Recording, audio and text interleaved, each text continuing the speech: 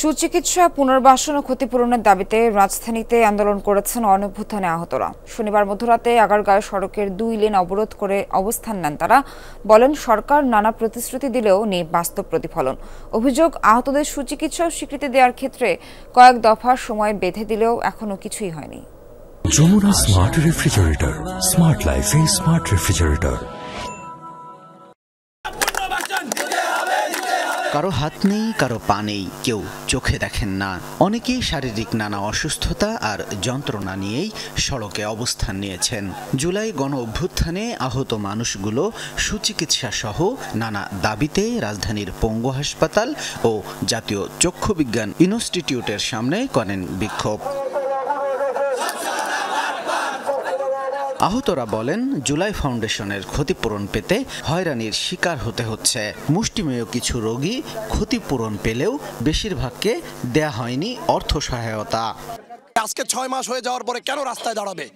এই জবাবটা আমরা সরকারের কাছে চাই। আমাদের রক্ত উপরে তারা দেশ রাষ্ট্র শাসন করতেছে, তারা আমাদের আহত ব্যক্তির কোনো খোঁজই নেয় না। আমাকে তো একটা কাজ দরকার।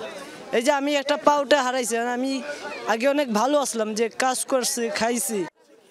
ফ্যাসিস্ট সরকার পতনের দীর্ঘ 6 মাস পেরিয়ে গেলেও পুনর্বাসনে পদক্ষেপ না নেয় তারা ক্ষুব্ধ। জানান, জীবন বাজি রেখে আন্দোলন করলেও নেই রাষ্ট্রীয় স্বীকৃতি।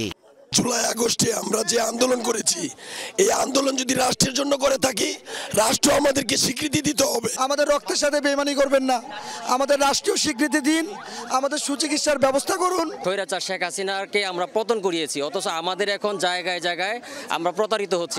অভিযোগ, সরকারের পক্ষ থেকে চিকিৎসার জন্য সর্বোচ্চ গুরুত্ব দেয়া হচ্ছে। আশ্বাস দেওয়া হয় বারবার, কিন্তু নেই বাস্তব প্রতিফলন। কি পাচ্ছি আমরা?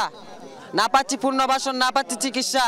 এখন আমার এই আহত অবস্থায় পড়াশোনা করতে পারতেছি না, কোনো কিছুই আমার দ্বারা হচ্ছে না। আমার যদি এই চোখটা চলে যায় আমি অন্ধ হয়ে যাবো। আমরা আহত ভাইরা বারবার কেন রাস্তায় নামবো? আপনার কি লজ্জাবোধ কাজ করে না? আমরা একজন বীর মুক্তিযোদ্ধার মতো লড়াই করছি, রাজপথে নেমে আমরা গুলি নিছি, বুকের মধ্যে আমরা ব্যর্থ হইনি। আর আপনাদের কাছে আমরা ব্যর্থতার গল্প শুনতে চাই না। অবিলম্বে তাদের দাবি মানা না হলে কঠোর কর্মসূচির হুঁশিয়ারি দেন আহতরা। তাদের অভিযোগের বিষয়ে জানতে গেলে উপস্থিত কর্মকর্তা ও চিকিৎসকরা কথা বলতে অপারগতা জানান। শামীম রেজা, যমুনা নিউজ, ঢাকা।